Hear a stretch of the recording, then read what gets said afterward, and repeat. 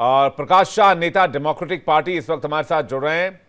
मेहरान मरी, बलोच प्रतिनिधि, यूएन से हमारे साथ जुड़ रहे हैं। आप सभी मेहमानों का बहुत बहुत स्वागत है। मैं सबसे पहले प्रकाश शाह जी से जानना चाहता हूं। प्रकाश शाह जी, डोनाल्ड ट्रंप की जो पॉलिसी है या फिर वो जो बात कह रहे हैं बार बार, भारत सरकार के क्लियर कर देने के बाद भी, ऑफिशियल स्टेटमेंट आने के बाद भी कि ऐसी कोई बातचीत, और ट्रेड डील पर भी इनफैक्ट कोई बातचीत नहीं हुई थी, उसके बाद भी डोनाल्ड ट्रंप ये दावा क्यों कर रहे हैं? डोनाल्ड ट्रंप तो डोनाल्ड ट्रंप है। उसके जैसा कोई व्यक्ति कभी ना प्रेसिडेंट या प्राइम मिनिस्टर हुआ है, ना कभी होगा। तो वो तो जो कहेगा, वो जो कहना चाहता है वो कहता रहेगा। ये सिर्फ इस बात की नहीं बात है, हर एक चीज में ऐसा होता है। तो चाहे वो पार्टी पॉलिटिक्स हो, चाहे वो यूएस इकोनॉमी के बाबत चर्चा हो, किसी भी बाबत में वो अपना जो उन्हें जो कहना है वो कहता रहेगा। तो आप कहेंगे ये सत्य नहीं है, ये झूठ है, ये है वो है, कोई असर उसके पर नहीं होता है। उसको जो कहना है वो कहता रहेगा, उसको जो मानना है वो मानता रहेगा। तो ये उसकी खासियत है डोनाल्ड ट्रंप की, और इसमें हमारा ज्यादा टाइम बर्बाद करने की कोई जरूरत नहीं है। अगर वो कहता है तो कहने दो, हमें क्या फर्क पड़ता है। नहीं, आप लोगों को कैसा लगा जब एक लोकतांत्रिक स्टेट या पाकिस्तान के एक जो रोग स्टेट है, जिसे पूरी दुनिया में एक टेररिस्ट नेशन के तौर पर जाना जाता है, वहां के आर्मी चीफ को बुलाकर, ना वहां पर प्रेसिडेंट को बुलाया गया, ना पीएम को बुलाया गया पाकिस्तान के, एक आर्मी चीफ को बुलाकर व्हाइट हाउस में लंच करना और वहां के आर्मी चीफ को बेहतरीन इंसान बताना। मैंने नहीं सुना है कि किसी भी देश का प्रेसिडेंट, खासकर यूएस का प्रेसिडेंट, किसी आर्मी चीफ को बुलाकर बात करे और स्टेट पॉलिसी तय करे। इस देखो, साफ साफ बात है कि पाकिस्तान में आर्मी चीफ का ही चलता है और किसी की चलती नहीं है। ट्रंप की बात है कि उसे जो करना है वो करता रहेगा। कि अगर आर्मी चीफ को बुलाना तो बुला, ये इसमें कोई स्टेट क्राफ्ट आया नहीं है बीच में। ये डिप्लोमेसी ऐसा नहीं है कि उसने पाकिस्तान के प्राइम मिनिस्टर को बुलाया और लंच किया और इन्विटेशन दिया, और ऐसा कुछ नहीं है। ये अपने पर्सनल तौर पे वो आर्मी चीफ को बुलाता है। उसके पीछे उसका क्या आशय है, हमें कुछ पता नहीं है, न किसी और को कुछ पता है। यहाँ के प्रेस तो में भी मतलब कुछ उसकी डोनाल्ड चर्चा नहीं ट्रंप का हुई। क्या कर रहे हैं ये डेमोक्रेटिक पार्टी को भी नहीं पता यूएस में, ये कह रहे हैं आप Prakash ji? Democratic Republican party को नहीं पता है। रिपब्लिकन सेनेटर को पूछे आप कांग्रेस में, उनको भी पता नहीं है अच्छा। कि किस कारण से और उसने आसिम मुनीर को के साथ लंच किया। मतलब वो यूएस के कोई राष्ट्रपति कोई हैं तो वो कहेगा कि जो करना चाहते हैं वो ये करेंगे। हाँ करेंगे। कोई कहेगा कि ये कहीं कुछ क्रिप्टो का है, क्योंकि आसिम मुनीर ने कुछ ट्रंप के साथ क्रिप्टो में इन्वेस्ट किया है, ऐसा कोई कहेगा। कोई और कहेगा। उसको कोई पड़ी नहीं है। वो तो उसको जो करना है वो करता रहेगा, और जरूर उसके पीछे कुछ आशय है। आसिम मुनीर को बुलाना इस टाइम पे, ईरान और पाकिस्तान और ये सब जब हो रहा है, इसी टाइम पे न्यूक्लियर की बात हो रही है।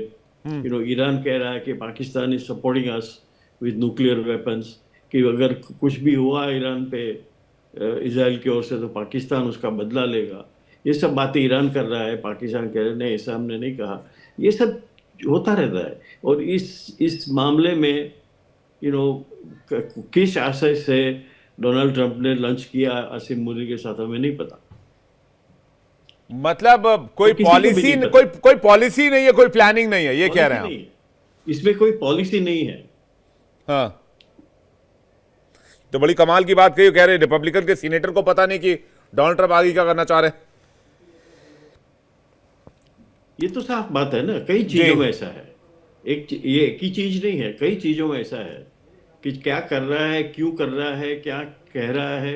ये डोनाल्ड ट्रंप तो ये भी कहता है कि कनाडा हमारा हिस्सा बन जाएगा, ग्रीनलैंड हमारा हिस्सा बन जाएगा।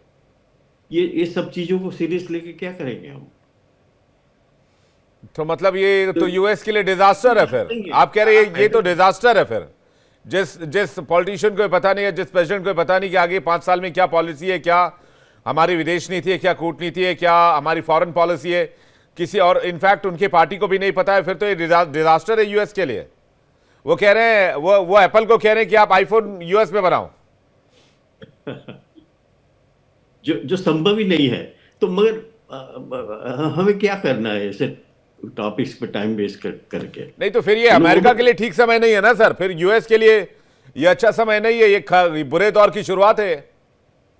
उन्हें अभी 4 साल और रहना है, अभी जस्ट इलेक्ट होकर आए हैं वो, और पूरा यूएस मुझे लगता है, और आप इंक्लूडिंग आप लोग सर, सफोकेट करने लग गए अभी से।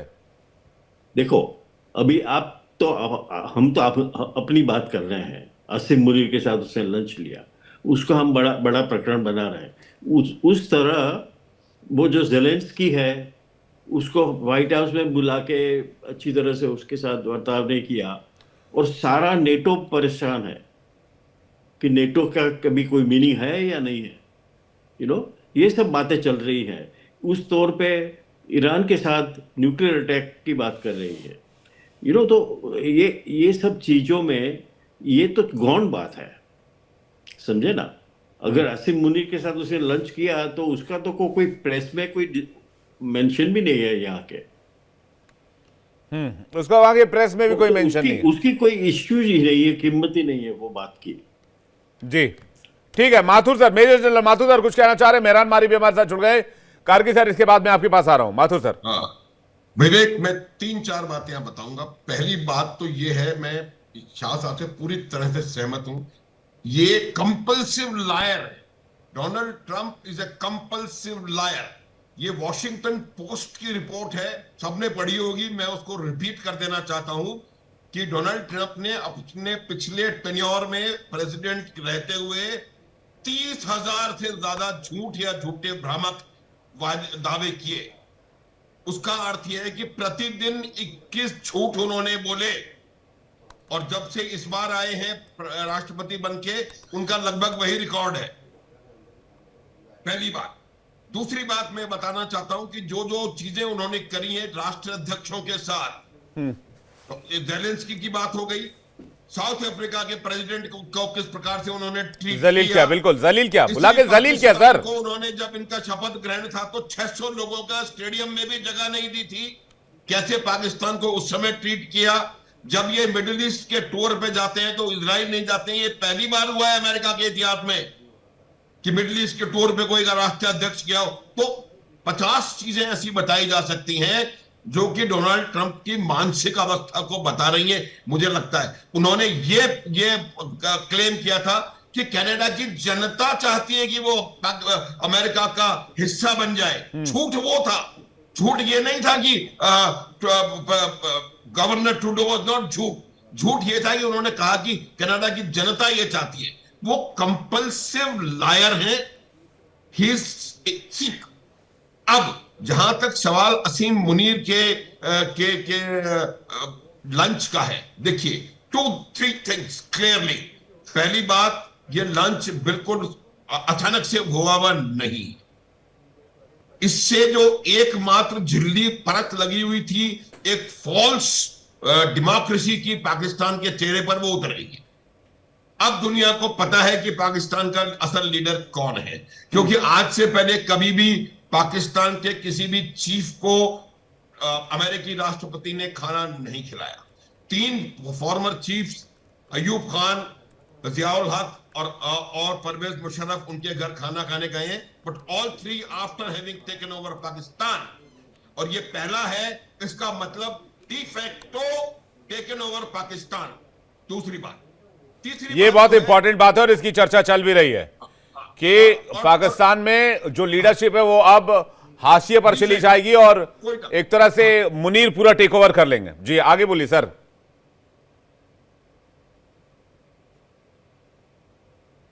माथुर सर, आपकी आवाज नहीं आ रही है। has been a very good partner, a reliable partner in terrorism.